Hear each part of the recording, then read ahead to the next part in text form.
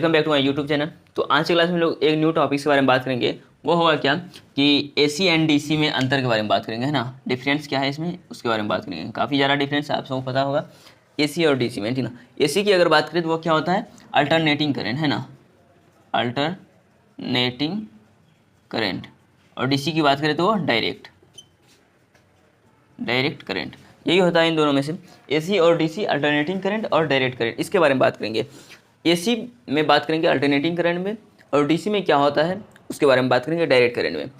I hope कि हमने यहाँ जितना भी लिखा है इससे बाहर आपको एसी और डीसी से प्रश्न नहीं आना चाहिए। अगर इससे बाहर भी आता है तो और थोड़ा सा हम लोग जानेंगे इसके बारे में विस्तार से। बट यहाँ हमने 5 ही डिफरेंस लिखा है, इसी से रिलेटेड हम लोग 5 में से ही 10 डिफरेंस को देखने वाले हैं। वो कैसे, तो आप लोग वीडियो में बने रहे और वीडियो को थोड़ा सा शेयर कर दिया कीजिए, है ना।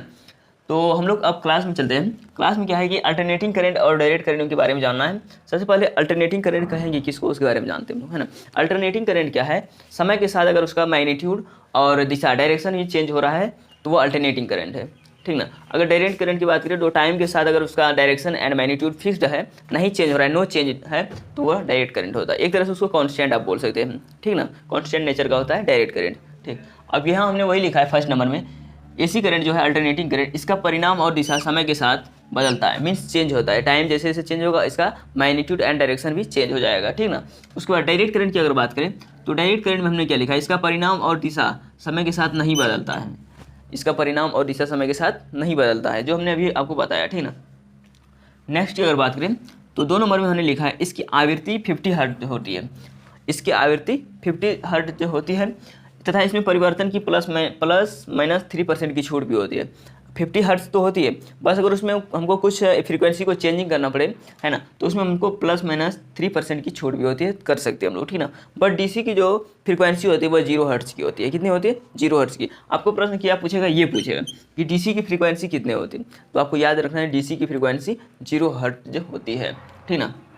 उसके बाद थर्ड नंबर की अगर बात करें हम लोग, थर्ड नंबर में जानेंगे एसी के साथ ट्रांसफार्मर का यूज होता है और डीसी के साथ ट्रांसफार्मर का यूज नहीं होता है। हम लोग जो नेक्स्ट क्लास में पढ़ने वाले हैं वो ट्रांसफार्मर से रिलेटेड ही पढ़ने वाले हैं। ट्रांसफार्मर क्या है, कितने प्रकार के ट्रांसफार्मर होते हैं, उसके बारे में पढ़ने वाले हैं। बट यहाँ बात करेंगे हम लोग, वहाँ भी एसी और डीसी का काम पड़ेगा, उसके बारे में भी हम लोग वहाँ पर चर्चा करेंगे। बट यहाँ से जो कंसेप्ट क्लियर होगा उसको यहाँ कर लेंगे, ठीक ना। एसी के साथ ट्रांसफार्मर का यूज होता है, मीन्स आप एसी यानी कि ट्रांसफार्मर जो देखते हैं उसमें एसी सप्लाई होती है। क्या होती है, एसी सप्लाई होती है। और हमने यहाँ ये भी लिखा है कि डीसी के साथ ट्रांसफार्मर का यूज नहीं होता है, मीन्स डीसी अगर हम किसी ट्रांसफार्मर में सप्लाई देंगे तो आपको पता है उसका बाइंडिंग जल जाएगा। क्या होगा, बाइंडिंग जल जाएगा। हम लोग नेक्स्ट क्लास में बस वही सीखने वाले हैं, ट्रांसफार्मर ही सीखने वाले, ठीक ना। तो डीसी जैसे ही सप्लाई देंगे तो उसका क्या होगा, बाइंडिंग जल जाएगा। इसी हम लोग डीसी सप्लाई नहीं देते किसमें, ट्रांसफार्मर में। हम लोग एसी हमेशा यूज करते हैं किसमें, ट्रांसफार्मर में, ठीक। वो भी बताएंगे काहे नहीं देते। सीधा यहाँ से पता चलता है इसका मैग्नीट्यूड एंड डायरेक्शन चेंज ही नहीं हो रहा है, इसको देख के क्या फायदा ट्रांसफार्मर में, है ना।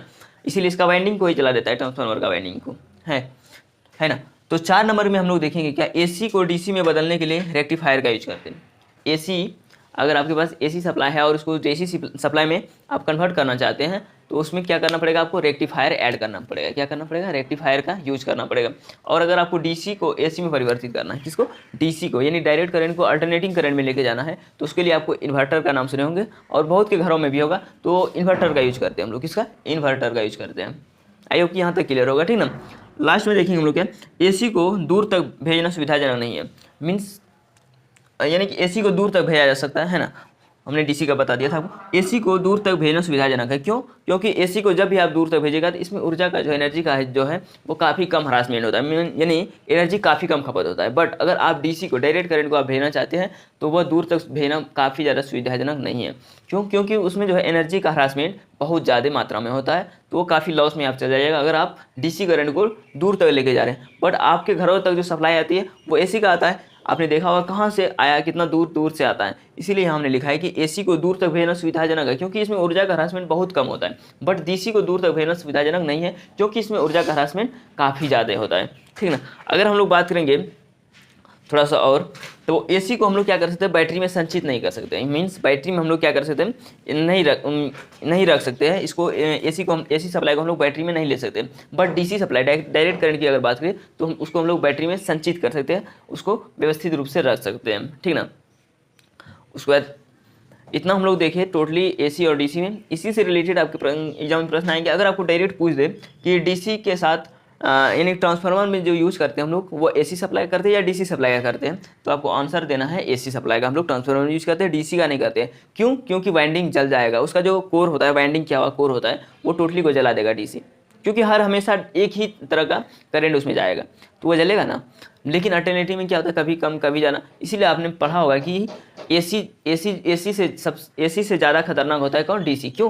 क्योंकि एसी जो है वो अल्टरनेटिंग इस साइन के वेव में चलता है, तो कभी कम कभी ज़्यादा इस तरह से चलता है, ठीक ना।